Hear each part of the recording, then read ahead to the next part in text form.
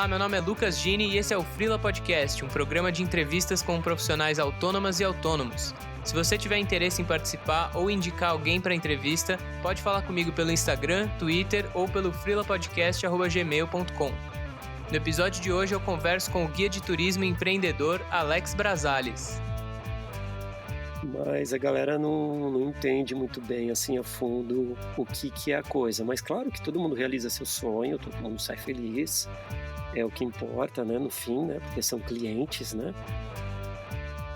Hoje mudou muito o mercado, né, como tudo, com a entrada da globalização, a tecnologia e também com concorrência de mercado, tudo mudou completamente.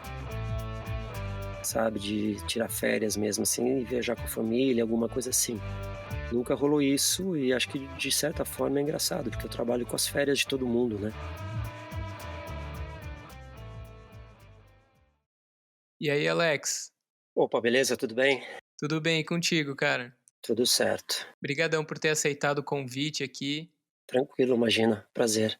Demais. Queria começar te perguntando então, como que você se tornou freela e autônomo? É, tem coisas que rolam com a gente porque rolam, né, não tem meio que um porquê. A coisa comigo foi assim, fui fazendo freela, sempre trampando assim e assim até hoje. Minha carteira de trabalho é limpinha, nunca usei ela, nunca tirei da gaveta, pra você ter uma ideia. E aí, você começou a trabalhar com que idade, mais ou menos? Boa, boa pergunta, porque foi na faculdade. Quando entrei na faculdade, eu fiz radialismo, e aí já lá dentro, em troca de bolsa, eu fazia uns trampos. E o primeiro trampo que eu tive ali, no caso com rádio, foi com o Eldorado, que tinha um espaço da faculdade na Rádio Eldorado AM, e a gente fazia uns programas, e montava os programas e iam ao ar pela rádio AM. Então, posso dizer que começou assim. Pelo que eu lembro, assim, não lembro de nada antes disso. Talvez até tenha rolado alguma coisa que eu não tô lembrando agora. Mas é com rádio, né, foi minha primeira formação foi de rádio. E você seguiu trabalhando nessa área ou foi só a primeira experiência mesmo? Segui, depois da faculdade eu me formei em 94 para 95. Em 95 fui para os Estados Unidos, fui morar lá. Fui de porra louca. E aí lá eu trampei muito entregando pizza, né, a mesma história de todo brasileiro lá, né. E aí eu ouvia umas rádios lá, as únicas rádios que eu ouvia eram as rádios oldies, que eles chamam de oldies, que só passam, assim, é só música sucesso de 1955 até 71, mais ou menos, assim. E aí apaixonado. E quando eu voltei para o Brasil, tinha uma rádio no Brasil que tinha acabado de começar, assim, que chamava Kiss FM. E a Kiss FM só rolava oldies, então eu pirava. Aí eu fui lá, descobri onde que era a Kiss FM, não tinha nem locutor, nada, na época era bem no começo, isso acho que foi em 98, 98 para 99. Aí fui lá bater na porta e fiz um trampo lá para eles, assim, eles aceitaram, meio estágio, meio trampo, e eu ficava indo, assim, eu fazia meu próprio horário e eu ia lá para fazer a programação da rádio. Aí isso rolou durante uns 6 meses, um pouco menos de um ano. Até a entrada do eu lembro que quando entrou o Leopoldo Rei mudou tudo, eu vi a cara do Leopoldo Rei e falei: "Pronto, acabou a brincadeira, agora vamos entrar no classic rock mesmo, de cabeça". E aí eu acabei saindo. Entendi. Cara, isso é totalmente diferente do que você faz hoje, né? Totalmente diferente do que eu faço hoje, totalmente diferente do tema da nossa conversa, né, de freela, porque hoje mesmo eu tenho uma lanchonete, eu nem faço mais tanto freela mais, eu Uhum, toco uma lanchonete hoje. entendi. E quando você saiu da rádio, logo você já engatou na história de tentar começar a lanchonete e na questão de ser guia de turismo? Então, a questão foi tudo acontecendo. Eu saí, não lembro nem o que eu fui fazer direito, porque eu fiz muito freela já. Trampei muito com produção, com evento, com montagem de principalmente exposição de arte. Comecei montando exposição de arte, depois exposição de entretenimento. E uma coisa que sempre também me alavancou muito para os freelas foi o inglês, porque como eu falava inglês, nessa época de 99 e 2000 ainda era difícil, eu acho, encontrar pessoas que falavam inglês fluentemente. E aí um trampo que surgiu, que foi convite de uma vizinha minha que morava do lado e fazia isso, que era de guia de turismo. Aliás, até já entrando nesse tema, deixar claro que o guia turístico é o livrinho, tá? Uhum. É aquele guia 4 rodas, aquele que de praias, ou aquele que você compra para ir pra outro quando vai para outro país, aquele livrinho é o guia turístico. A pessoa que leva, né, que faz esse trabalho de guia é o guia de turismo. É uma coisa que ninguém sabe, nem todo mundo chama tudo de guia turístico, mas o guia turístico é o guia livro e o guia de turismo é a pessoa que faz esse trabalho de guia. É, eu também só falei certo aqui porque você me alertou antes. É, mas é normal, normal. E aí eu comecei esse trampo, assim, com convite dessa minha amiga, porque ela trabalhava para uma agência que estava precisando, eu fui lá na agência, troquei uma ideia, fiz uma entrevista, e aí comecei a trampar com isso. Até um tipo diferente de guia, que era um guia que hoje a gente chama de motor guide. O motor guide é um guia que dirige um carro, então é um turismo privado, né, bem privativo. A pessoa te contrata e você leva ela, né, encontra ela, busca no hotel e leva ela para conhecer o que for, a cidade, a praia, o local que a pessoa escolheu. Certo. E você começou a fazer isso em quais locais, cara? Você já morava em São Paulo? São Paulo, sempre em São Paulo, sim. Eu sempre conheci muito bem São Paulo. Eu sou originalmente nascido em Santo Amaro, daquela região da Zona Sul. Cresci na Pedreira, depois a gente mudou para região perto do Brooklyn, sempre Zona Sul. De lá eu viajei, eu fui para os Estados Unidos, quando eu voltei fui morar na Zona Norte. Eu namorava uma menina de lá, a gente foi morar junto e morava lá, era da Zona Norte, fomos morar na Zona Norte. Fiquei uns 10 anos morando na Zona Norte, depois voltei para a Zona Sul, depois morei na Zona Leste, depois fui para a Zona Oeste. Fiquei 15 anos na Zona Oeste, hoje eu moro na Zona Leste de novo. Então, coisa assim, São Paulo eu sempre conheci de ponta a ponta, tudo, assim, muito antes do GPS, de rolar os aplicativos, já conhecia, assim, os 4 cantos principais. Lógico que São Paulo é quase impraticável conhecer tudo, se você for contar todas as periferias, né, esses lugares que tem ruas que nem aparecem nos mapas.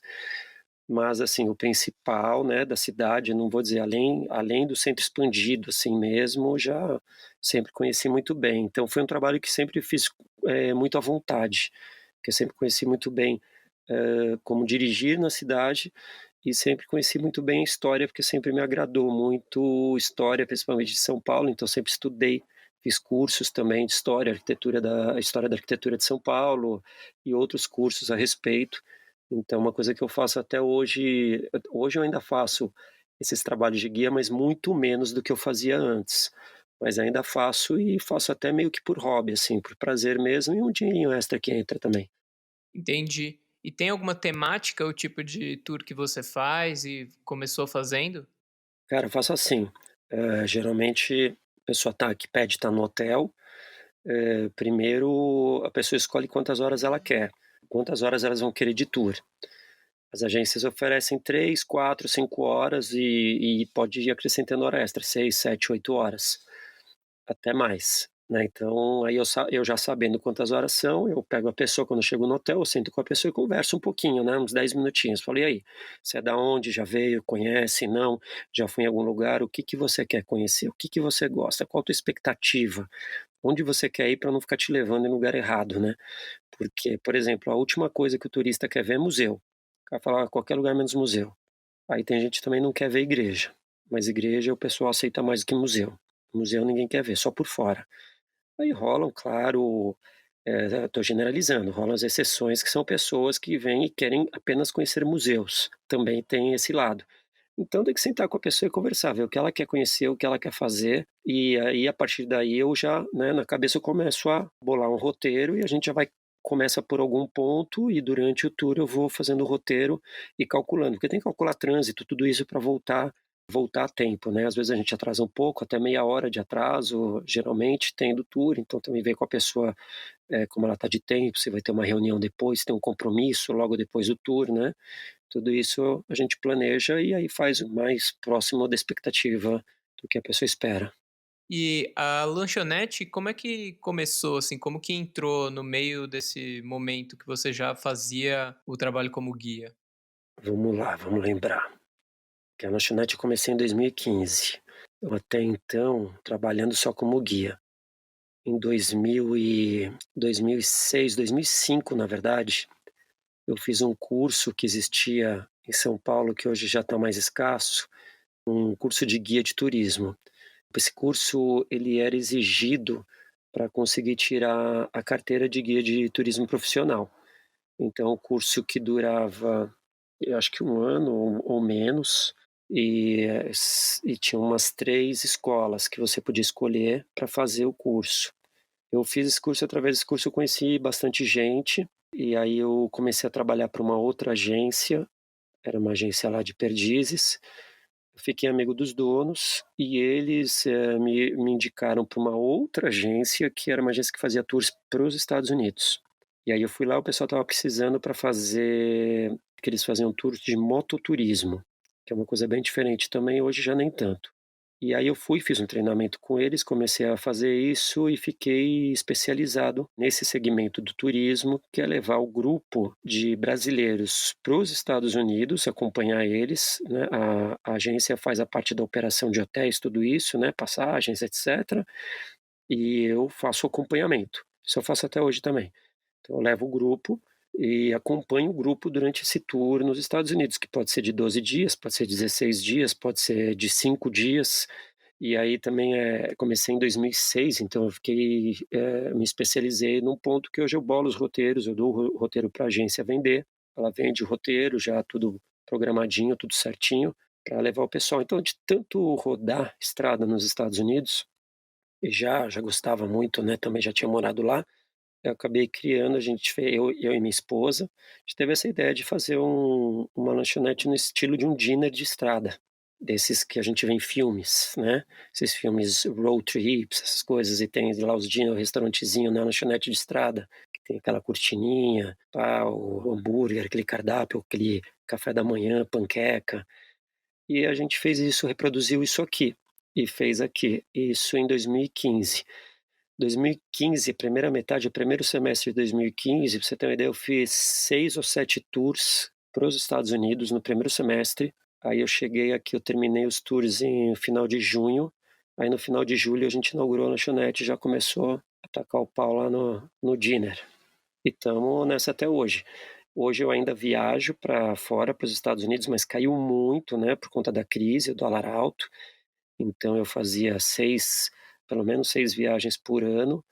Hoje, se faço uma, já está ótimo, porque está bem difícil mesmo. E continuo fazendo o trabalho de guia de turismo em São Paulo, de que é um receptivo para estrangeiros. Hoje também muito menos do que fazia antes. Eu cheguei a fazer, quando eu comecei em 2000, 2001, eu fazia 7 a 10 tours por semana. Hoje faço uns 4 por mês. Vamos dizer, às vezes menos, às vezes 3, 4. Às vezes também eu não consigo, porque como eu estou muito envolvido na lanchonete, o pessoal chama em momentos que eu não posso, eu tenho que recusar. Mas sempre que é possível eu aceito sim, porque é uma coisa que ainda gosto de fazer e, como eu falei, né, também é um extra que entra, então ajuda. Entendi. E aí, cara, pelo próprio conhecimento de fazer os roteiros e acompanhar o pessoal de moto nos Estados Unidos, esse já é parte do seu público para lanchonete também? Boa pergunta, não exatamente. O pessoal que faz esses tours de moto é um perfil, vai de pessoas de 40, 60 anos de idade, homens ou casais, geralmente. Vou dar um exemplo, a frase que eu mais ouço quando eu faço, né, as pessoas falam pra mim, fala: "Depois que eu assisti o Easy Rider", aquele filme, Peter Fonda, que aliás acabou de falecer, né, o filme do Dennis Hopper, né, o Sem Destino. Depois que eu assisti aquilo quando criança, meu sonho sempre foi pilotar uma moto na Rota 66. Mas o filme, Easy Rider, eles nem passam pela Rota 66, ou se passa, não mostra no filme. Isso que é interessante, né. Mas tudo bem, a gente entende o recado, né, o cara, o sonho dele é pilotar na Rota 66, só que é a pessoa que não entendeu bem o filme. É o perfil do cara que é um empresário bem-sucedido, por exemplo, que trabalhou a vida inteira, mas o cara não entende nada de contracultura, né. Então o negócio dele é pilotar a moto, ouvir Born to Be Wild, ouvir Dire Straits e pilotando o negócio dele, ou ouvir um samba, um Ivete Sangalo também, que é muito relacionado a música com a estrada, a moto, né, todo esse rolê, todo esse essa viagem, essa road trip. Mas a galera não entende muito bem, assim, a fundo o que que é a coisa. Mas claro que todo mundo realiza seu sonho, todo mundo sai feliz, é o que importa, né, no fim, né, porque são clientes, né. E não é o público que frequenta o dinner que a gente montou. O público que frequenta o dinner é mais a galera que nunca pilotou nos Estados Unidos, mas que entende melhor sobre a cultura americana, né, aquela coisa da cultura mesmo do que é road trip, do que são esses dinners de estrada, e entende melhor o que que é o Easy Rider, o filme, e essa relação da época, década de 60, cultura, né, um pouquinho dessa história que a gente conhece bem aqui no Brasil, que a gente gosta, né. Acho que a maioria das pessoas gosta bastante desse um pouquinho dessa história americana também, né, porque é influenciado na música, na nossa cultura, extremamente, né, diretamente somos influenciados pela cultura americana, então não tem como negar isso. Mas então nesse ponto eu digo: "Não, a galera que faz os tours comigo para os Estados Unidos não é a mesma galera que frequenta, salve exceções". Claro que eu tenho esse domingo mesmo foi me visitar um amigo que fez um tour comigo em 2008, nós fomos de Las Vegas até Chicago pilotando moto, foram 15 dias de estradas. E ele eu fiquei a gente ficou muito tempo sem se ver e depois se reencontramos lá, ele descobriu que estava com a lanchonete, foi para lá, e agora frequenta, vai todo mês, às vezes toda semana, é muito bacana. Mas é assim, vamos dizer 10% do público que faz comigo, 10% mais ou menos vira cliente, amigo, vai, gosta, entende o que eu construí, o que que eu fiz que foi 100% inspirado nessas viagens. Bem interessante, cara.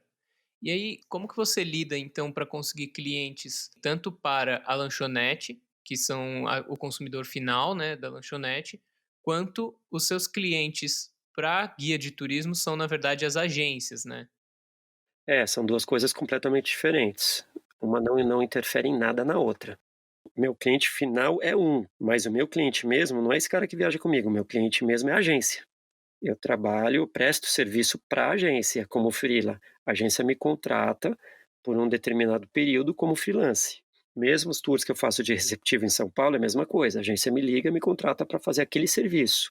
"Ó, tem um serviço aqui de tantas horas com um cliente, você tem disponibilidade?". "Tenho, não tenho, vamos lá, vamos embora". Então são as agências. Aqui em São Paulo, de receptivo, eu conheço muita agência, já trabalhei para umas, sei lá, 8, 9 agências diferentes. Hoje um pouco menos, hoje mudou muito o mercado, né, como tudo, com a entrada da globalização, a tecnologia e também com concorrência de mercado, tudo mudou completamente. Né, mas assim, hoje eu continuo, tenho uma boa, vamos dizer assim, fidelidade com algumas agências que gostam muito do meu trabalho e a gente se respeita muito, dá muito certo. E para as viagens para fora, para levar o pessoal para o mototurismo, para pilotar as motos, é uma agência especializada nisso. Aí é uma agência só, até conheço mais agências, mas eu presto serviço para uma só, mesmo porque não tem por que prestar para mais hoje, pelo mesmo motivo. A crise do país não deixa mais as pessoas viajarem, né. E muita gente já viajou, já não é nenhum segredo, né, também muita gente hoje faz por conta própria, pega o GPS e vai embora. Eu gosto sempre de deixar claro quando eu conto de toda essa história, tanto do Dinner, que surgiu do turismo, indo para os Estados Unidos, falo: A relação é tão forte com a viagem, a road trip nos Estados Unidos, que a primeira vez que eu fui foi em 93, como uma viagem de turismo mesmo que eu fiz, em que nós descemos, assim, pousamos em Miami. Peguei um carro em Miami e fui de Miami até Los Angeles, porque eu queria conhecer, todos queríamos conhecer a Rota 66. Então fomos até Oklahoma, até o Texas, passamos pela rota no Texas, fomos até Los Angeles, conhecemos Las Vegas, isso em 93, você imagina. Não existia GPS, não tinha nenhuma maneira, não tinha nem o Google direito. Eu lembro que a gente tentou por um computador traçar ver onde que era e, assim, sem chance de conseguir um mapa através de Google, através de alguma plataforma. Então foi assim, no primeiro ou segundo dia que chegamos, acho que no primeiro dia mesmo, já paramos num posto de gasolina, compramos um Road Atlas que chama, né, mapa de estradas americano, pegamos aquilo e fomos lá com o dedinho no mapa seguindo, chegamos até Los Angeles e voltamos. Em 30 dias acho que eu não dirigi durante 2 ou 3 dias, talvez. Então tudo começa lá em 93, a coisa vai desgringolando toda. 93, volta, termina a faculdade, vai pra lá de novo, entrega pizza, conhece o tipo de rádios, volta, trabalha com a rádio no estilo que é o estilo americano, aí pá, vai para fazer os tours, começa fazendo os tours, vai para lá, para Estados Unidos, se forma nisso, fica especializado em tour de mototurismo, que vira no fim um dinner, uma lanchonete de estrada. Então vai desde lá aos 20 anos de idade, acho que tinha 21 anos de idade, hoje com 47. E tudo isso resultou nisso que é hoje, vamos ver no que vai dar, ainda tem chão pela frente. Demais, cara. E pelo que você falou então, as agências que você trabalha hoje já vêm de muito tempo e for por indicação mesmo, por ir conhecendo as pessoas e trabalhando junto, né? É assim, sim, sempre assim. A agência que eu comecei primeiro fazendo receptivo, acho que nem existe mais, acho que até fechou, nunca mais ouvi falar dela. Mas foi passando para outras, e é isso, vai espalhando, né, o pessoal precisa, indicação de um para outro, né, e assim vai. E como que você trabalha a divulgação da lanchonete? A divulgação na lanchonete hoje é rede social, né, é rede social, é o que mais vira, não tem jeito, já tem matéria que já saiu em revista, já saiu matéria na Veja, Guia São Paulo, cadernos gastronômicos de São Paulo, variados. A última que teve foi numa matéria no UOL, sobre hot dogs, porque a gente se especializou em hot dog, né, num momento de um mercado com 6.000 hamburguerias para mais, Nossa. só na cidade de São Paulo, fui para o lado do hot dog, porque tem a história do hot dog que sempre que eu viajei, em todos os lugares que a gente para comer na estrada, eu sempre fui no hot dog, não no hambúrguer, sempre fui no chili dog, para ser mais exato, que eu adoro chili. E desde, sei lá, mais de 10 anos, 15 anos ou mais, que minha esposa faz um chili, a gente tenta fazer em casa, reproduzir, e aí a gente tinha essa ideia, eu tenho um carro antigo, e a gente tinha a ideia de fazer um chili dog no porta-mala do carro. E aí fomos, né, amadurecendo a ideia até virar um lugar físico mesmo. E aí virou a lanchonete que hoje é especializada, na verdade, em hot dogs. É Hot Hot Dog. O hot rod é de carro, né, carro hot rod, que é uma paixão também desde criança, e dog de hot dog, então fica Hot Hot Dog. O nome da lanchonete especializada em hot dogs, e todos os domingos a gente faz de manhã a gente chama, né, um evento de American Breakfast, que é uma réplica bem fiel ao que é o café da manhã americano. Os ovos com bacon, aquela linguicinha, as panquecas, a gente tem a receita das panquecas, a gente fazia, quer dizer, minha esposa tem a receita, faz as panquecas, ela cuida da cozinha, eu não manjo de cozinha não. Faz calda, a gente tem a calda, a gente importa aquela calda syrup, né, que o pessoal gosta, mas a gente oferece, na verdade, com a nossa que é melhor, porque a gente faz com frutas frescas na panqueca e coloca banana ou calda vermelha com morangos, calda de frutas vermelhas natural, e o café, o refil é à vontade. Então a pessoa toma quantos litros conseguir de café sem ser cobrado por isso, para ficar bem fiel como é os de lá, os que a gente, quem não viajou, não conheceu, viu nos filmes, né, mas hoje muita gente já é viajada, né, todo mundo já foi para Disney, já conheceu o Denny's, né, o restaurante Denny's de rede que tem lá, o McDonald's principalmente, então já está mais familiarizado com o estilo que a gente trabalha hoje. Se fosse nos anos 90, estava perdido, não tinha nem como começar, porque ninguém ia entender nada, um lugar muito diferente, muito americano, que hoje dá para sim, dá para tocar em frente, porque as pessoas estão familiarizadas já com o estilo e gostam. Muito legal. E cara, como que você faz pra lidar com a sua rotina, assim? Eu não sei se a lanchonete abre todos os dias e como que você faz também pra se programar quando tem tour, seja aqui em São Paulo ou pra viajar. Com lanchonete é fácil, né, porque a gente tem uma rotina, quem trabalha na área de comida sabe bem como funciona, não tem folga, é 7 dias por semana de trabalho. Todo dia tem trabalho, então é uma rotina desgastante, não tem jeito, não tem como, é assim mesmo. Mas na parte de trabalhar no freelance de turismo é loucura completa, é doideira. Mas é assim, tá, muitas vezes antes trabalhava só disso, ia passear alguma coisa, alguém ligava: "Ó, você está disponível? Tem um cliente aqui que está no hotel, ele queria fazer um passeio, mas ele queria daqui 1 hora, daqui 2 horas". Geralmente conseguia, lógico, se eu estou num passeio, num lugar fazendo alguma coisa, fala: "Pô, desculpa, não vou poder atender porque eu estou agora em outra atividade", mas era isso, sabe, tipo, tá dormindo, assim, aí dos 6, 7 da manhã do domingo toca o telefone: "Cara, tem um grupo aqui que precisa, eu tô sem ninguém, será que você podia atender? Vamos lá, vamos fazer". E aí sai correndo para atender o grupo, então não tem dia de folga, é uma doideira completa, a gente nunca sabe se vai ter trabalho ou não vai ter, era assim que funcionava, isso já há algum tempo. Hoje eu trabalho programado, a pessoa me liga no máximo, assim, no dia anterior. Às vezes até um mês de antecedência já marca, ou no máximo o dia anterior. Fala: "Você está livre amanhã?". "Pô, amanhã que horário?". Então eu vejo o que eu tenho que fazer da lanchonete, eu arrumo mais ou menos, vou, faço o tour, volto, tenho que faço as atividades aqui depois, me viro e dá tudo certo.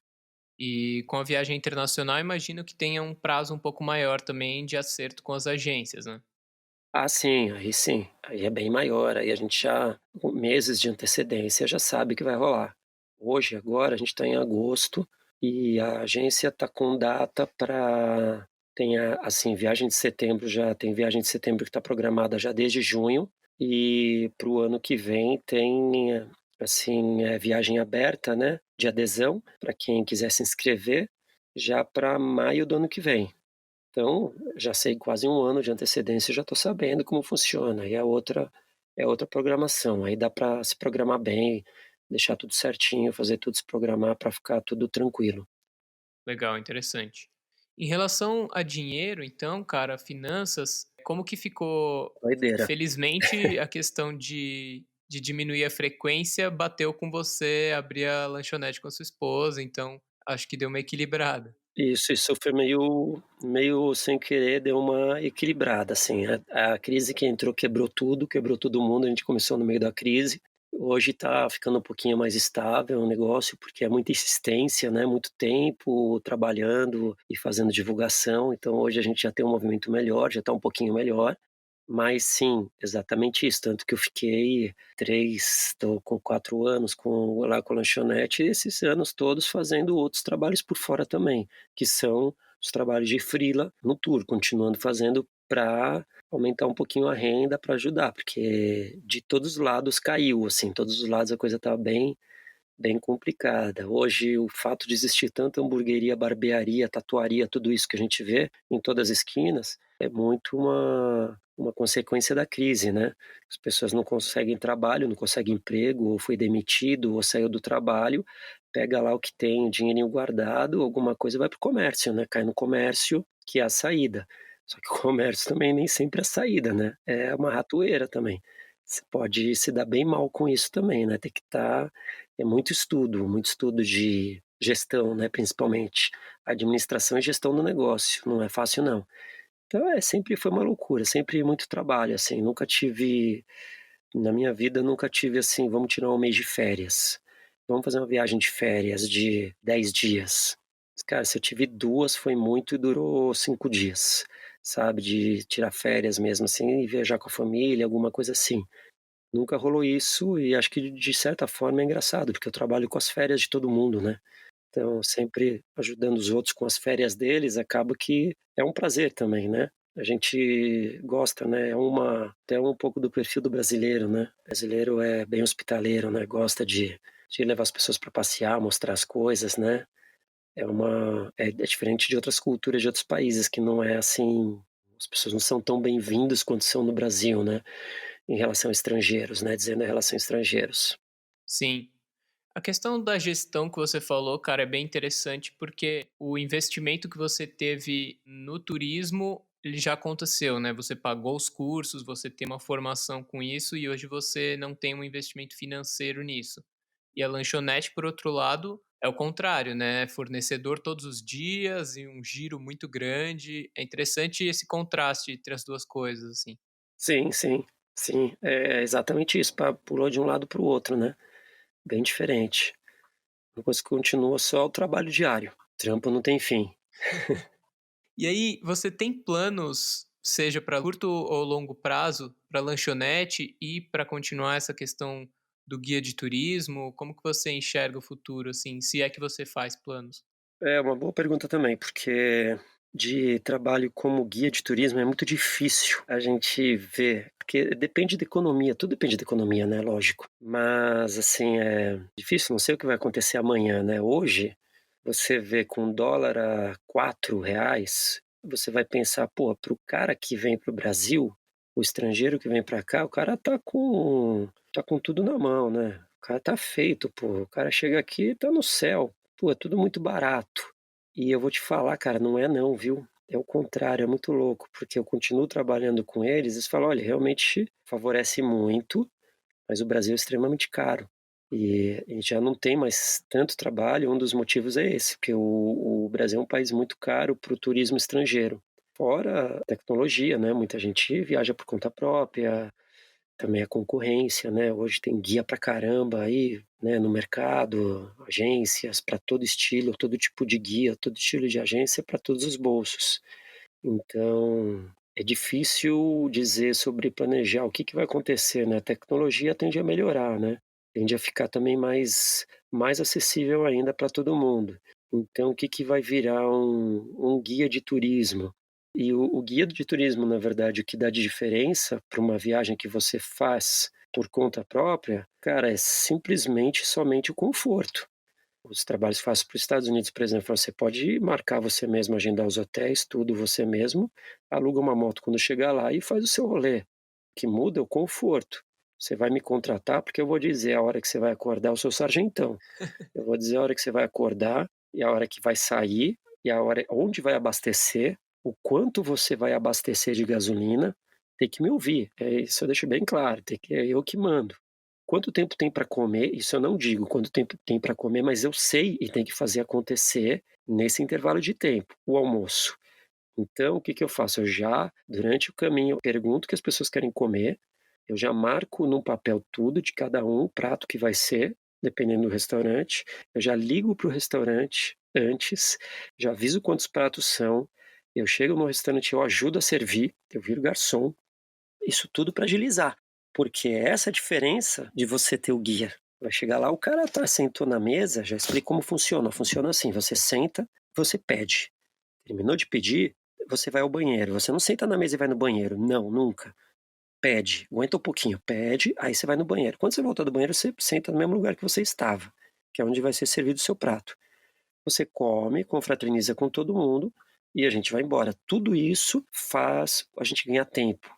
Porque o cara que acorda atrasado, a partir do momento que a gente saiu atrasado de um hotel, era para sair às 8, sai 8h30, o discurso é sempre o mesmo.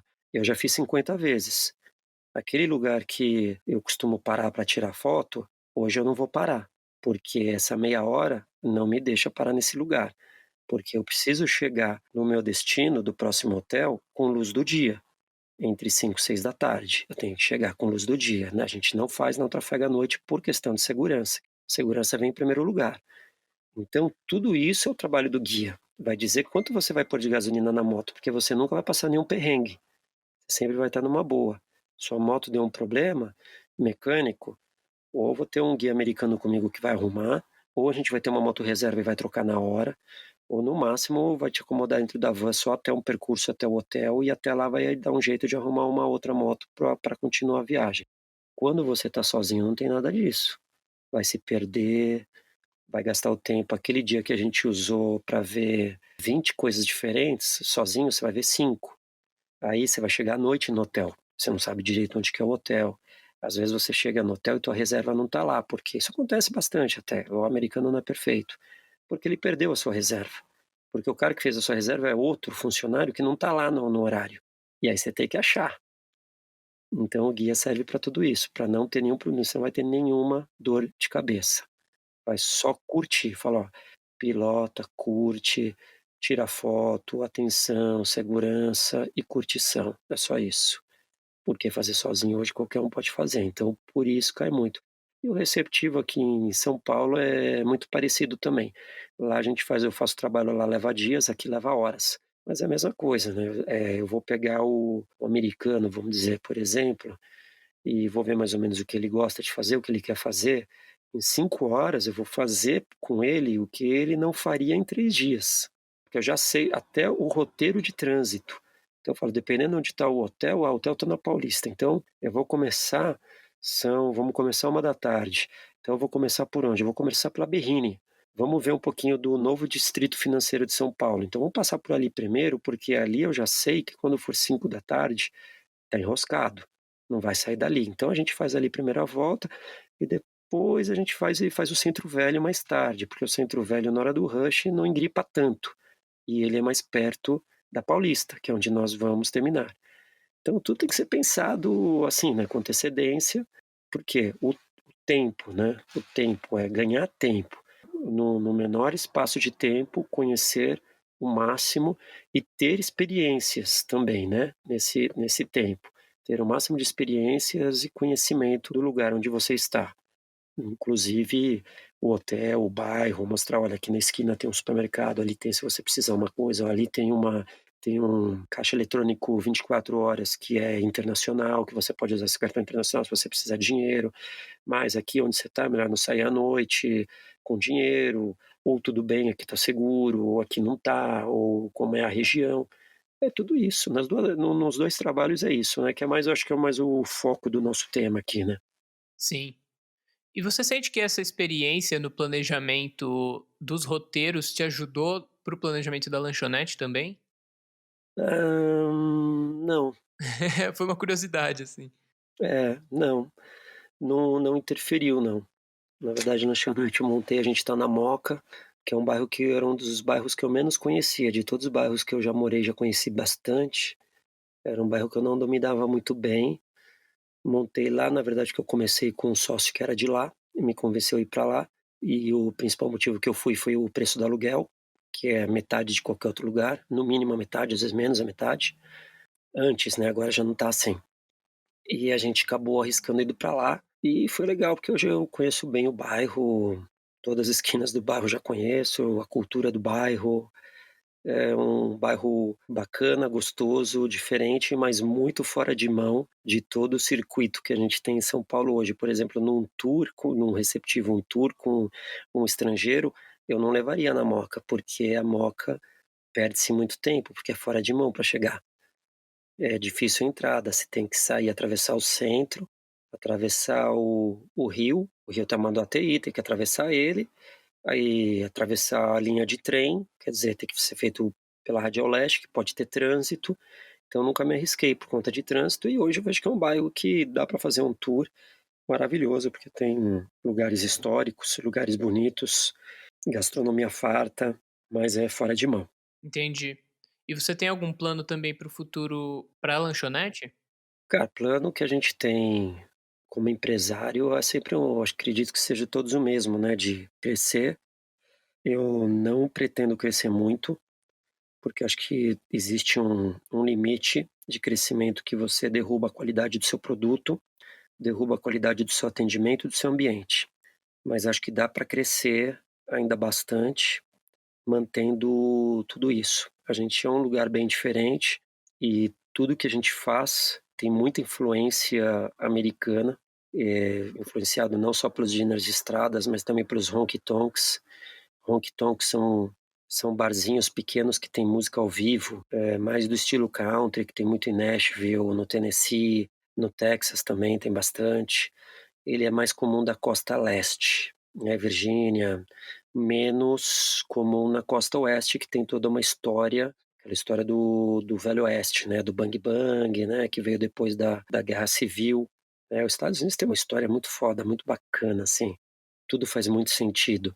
Então a costa oeste você tem muita coisa influenciada no saloon, e na costa leste é o honky tonk. Então isso também influencia muito o nosso ambiente, o nosso dinner, nossa lanchonete. Então tem uns momentos que é meio bar, é meio mais dinner, mais lanchonete. Tem o café da manhã de domingo, que vira aquele dinner anos 50.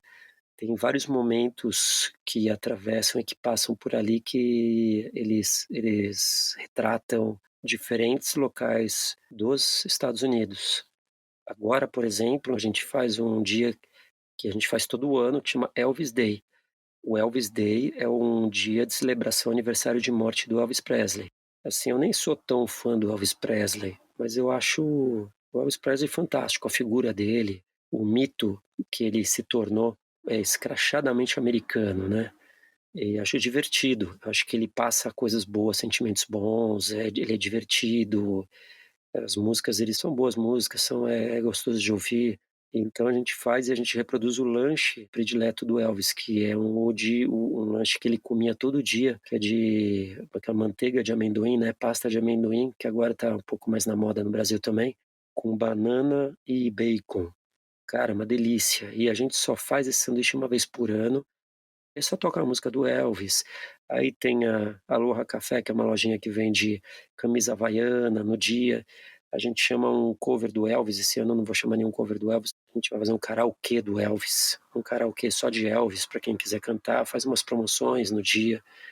É um dia bem gostoso. Então a gente faz muito esses eventos, tem nossa festa de Halloween em outubro, a gente faz esse ano a gente fez o St. Patrick's Day, foi muito legal também, a gente fez mais para um lado mais country, com a música country ao vivo. A gente faz no verão o Tiki Party, que é uma festa de verão, que é com música surf music, ao vivo, bandas de surf music de São Paulo que tocam, e aí a gente faz um hot dog do dia. Então sempre tem um hot dog do evento, no caso do Elvis não é hot dog, é um sanduíche. Mas a gente faz a cada 2 meses uma festinha muito legal, sim, sempre tem alguma festa rolando, algum evento no estilo rolando. Entendi, muito legal, cara. E tem alguma história que foi marcante, assim, pra você? Alguma coisa específica que você gostaria de compartilhar ao longo desses anos de tour e também com a lanchonete? Cara, te falar assim, lanchonete, tem uma rotina, que é praticamente esses seriados, reality shows que tem, é praticamente isso, né. Sempre acontecem umas coisas engraçadas, mas são, assim, corriqueiras, né. Sábado agora, por exemplo, teve uma menina que entrou, ela era de tarde e eu tô numa rua que tem uma balada, uma casa de samba, que eles fazem uma balada de dia no sábado. Começa acho que 13h e termina umas 18h, 19h. E aí sai o pessoal meio, né, já chapado. Aí a menina entrou, eu vi que ela estava meio chapada, ela entrou, ela pediu uma cerveja, pediu uma long neck, sentou na mesa e apagou. A minha sorte é que era um horário que não tinha movimento. E eu ficava chamando os vizinhos pra ver, mas assim, zoando: "Cara, que eu", assim, chamando o vizinho, falando: "Cara, que eu faço?". Os caras: "Putz". Aí teve um vizinho de um bar que foi lá me ajudar. Depois de meia hora a menina lá capotada: "Ô moça, chama a ambulância". Aí ela acordou, falou: "Não, não, ambulância não, não". Falei: "Você tá passando bem?". "Não, tudo bem, tudo bem. Você quer que chame o Uber?". Não, ela já pegou o celular dela, começou a chamar o Uber. Aí eu peguei a cerveja da mesa dela e comecei a tomar. Sentei com ela, fiquei tomando a cerveja. Falei: "O que que você precisa? Você não pode ficar aqui nesse estado, isso aqui é um restaurante. Não tem condições de você ficar dormindo aqui". Aí ela chamou o Uber na minha frente, ela não conseguia falar, não conseguia falar, mas ela conseguiu chamar o Uber. Aí a gente ajudou ela a se levantar e ela queria pagar, não conseguia nem segurar o cartão. Falei: "Não, não, não, guarda sua carteira na mesa, pelo amor de Deus, guarda seu celular, não vai perder nada, te ajuda a ir até a calçada". A gente ajudou ela, foi até a calçada, aí chegou o Uber, foi embora. Mas é assim, são coisas assim direto. Teve outro dia um cara também, mesma coisa, chegou um cara bêbado e começou a chorar no balcão, porque ele brigou com a mulher, deu um fora nele, e o cara ficava chorando, e aí começou a entrar gente, eu atendendo, eu falei: "Ó, amigão, acabou a brincadeira, eu tenho que trabalhar. Te ouvi, te ajudei, você bebeu, você já pagou, hora de você ir embora. Vamos pra casa?". O cara ficou puto, mas teve que ir, porque, tem que trabalhar, não dá, não sou bar, é um restaurante. Mas acontece muitas coisas assim, muitas histórias engraçadas, tem muitas, histórias boas, felizes, a gente tem cliente que se conheceu, namorava indo lá, depois casaram, engravidaram, e eu frequento até hoje com o filho já com 2 anos de idade, sabe, é muito legal ver isso. Então tem muitas histórias. Agora do turismo, do trabalho de freela de turismo, bicho, dá pra escrever um livro, dá pra ficar horas, horas e horas. Os tours que eu fiz aqui no Brasil, é muito bacana para a experiência pra gente como guia de turismo, das diferentes culturas, né, como agir, a gente aprende na marra, né, no tapa. Como agir com diferentes culturas, como é o japonês, extremamente diferente do chinês, que é extremamente diferente do coreano. E aí tem o indiano, tem africano, tem o francês, o alemão, o canadense, que é diferente do americano, o mexicano, que é diferente do colombiano. e a gente vai aprendendo a lidar com todos os estereótipos possíveis de todos os países. Aprende com eles também, aprende muito da cultura deles, com eles, né, convivendo essas poucas horas com eles. E aprende muito também com os brasileiros lá fora, né, principalmente que é como é incrível como o brasileiro se comporta mal no Brasil, mas quando ele chega lá fora ele se comporta direito, né. Quer dizer, o brasileiro sabe se comportar direito, ele sabe ser um cara, como dizer assim, honesto, respeitador, mas aqui no Brasil ele sempre quer dar o jeito. Mas lá fora não, né, lá fora, segue a regra. É engraçado isso. Tem um comportamento no Brasil de um jeito, né, e lá fora, salvo exceções sempre, né, mas lá fora respeita muito mais. Claro que aí como trabalho de guia também a gente vai indicando, né, como se comportar, se for parado pela polícia, como se comportar no restaurante, como se comportar em relação às gorjetas, muito importante. E aí, pô, história que não acaba. Aí se começar a contar a história de casos específicos, cara, porra, te falar que, pô, teve uma vez eu fiquei sem gasolina no meio do deserto e consegui chegar numa cidade que tinha 4 postos de gasolina, mas a cidade estava em blackout. Não tinha luz na cidade, não tinha energia elétrica. Cara, a gente precisou deitar embaixo de um posto do lado das bombas, assim, que pelo menos tinha sombra, porque no deserto, mais de 40 graus. Achamos uma mangueira no deserto para tirar gasolina, da van, chupar gasolina para conseguir o suficiente para colocar em cada moto para rodar, tipo, 5 quilômetros até um outro posto no meio do deserto. Foi puta, uma aventura que eu não quero passar nunca mais por isso. E eu aprendi isso, porque eu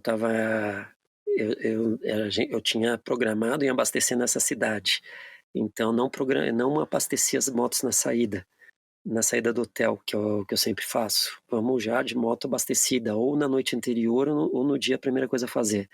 E esse dia eu não fiz, porque tinha gasolina suficiente, estava calculado e dava para chegar na cidade. Nunca mais. Isso aí aconteceu acho que em 2012. Nunca mais fiz isso. Deus do céu, esse foi um erro que, mas assim, é muita história, é muita história que a gente dá, que é de perrengue, né, que a gente hoje dá muita risada, mas os perrengues da hora, Deus do céu. Estamos aberto a isso, o trampo faz parte, passar os perrengues faz parte. As histórias do pessoal aqui também, né. Aquela coisa de tratamento, né, cara, chinês, né, chinês é um tipo, você tem que ter um jogo de cintura com os caras, né, porque os caras são meio não respeita muito, sabe. Aquela coisa, não respeita muito a sua cultura, às vezes você tem que dar um chacoalhão no cara, fala: "Ô amigão, você não tá na sua terra não, cara, aqui você tem que respeitar, seja lá o que for, seja se for outra pessoa", né, mas tem isso, tem indiano querendo dar, colombiano também, querendo dar golpe, sabe, querendo não pagar o trabalho, umas coisas assim, dá umas dores de cabeça, uns perrengues por aqui também. Mas na maioria tranquilo, assim, pessoal bem de boa, assim, dá pra fazer, a gente faz o trabalho e fica tudo bem. Entendi, cara, muito interessante. Para finalizar, então, queria te perguntar, Alex, se você pudesse dar uma ou algumas dicas para você mesmo no passado sobre a vida de freela e de empreendedor, quais seriam? Pô, mano, tentar se ligar mais na tecnologia talvez, que é uma coisa que come a gente, tá cada dia mais rápido acontecendo, e eu, no meu caso, sou um pouquinho atrasado para isso. Não sou muito fã, assim, de tecnologia muito avançada, né, mas a gente é obrigado hoje a ter e tem que usar ela, né, e fazer uso dela para o bem, né, para o nosso bem. Então, talvez isso seria uma, apesar de, cara, não sei, tentar comprar uma bola de cristal. É muito é muito difícil, né. Por um lado, sim, dá para dar uma dica, hoje é uma dica ridícula até, porque ficou muito óbvio, né.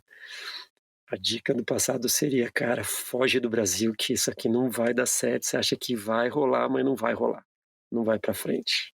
Se prepara que o bagulho não só piora, não tem jeito". Acho que hoje a gente todo mundo sofrendo com a crise aí, vê que o negócio tá feio pra todo lado.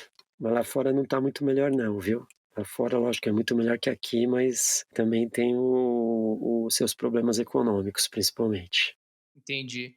Cara, agradeço de novo. Muito obrigado por ter contado as histórias e falado um pouco do seu trabalho. Valeu por ter dedicado esse tempo aí à conversa. Legal, legal. Eu que agradeço a oportunidade. Muito bacana. E agora todo mundo já, pelo menos o pessoal que tá ouvindo aí, entender que guia turístico, cara, é o livro, tá? É o mapa lá, aquilo é um guia turístico. O cara que te ajuda aí, que você contrata para fazer um trampo, para te levar nos lugares, para explicar uma coisa, explicar um lugar, te levar, seja aí numa cidade, numa caverna, qualquer coisa, é o guia de turismo. Esse cara é o guia de turismo. Legal, cara, é boa essa instrução mesmo. Demais, Alex. Muito obrigado de novo e a gente se fala, cara. Um abraço. Valeu. Obrigado, Lucas. Abração. Até.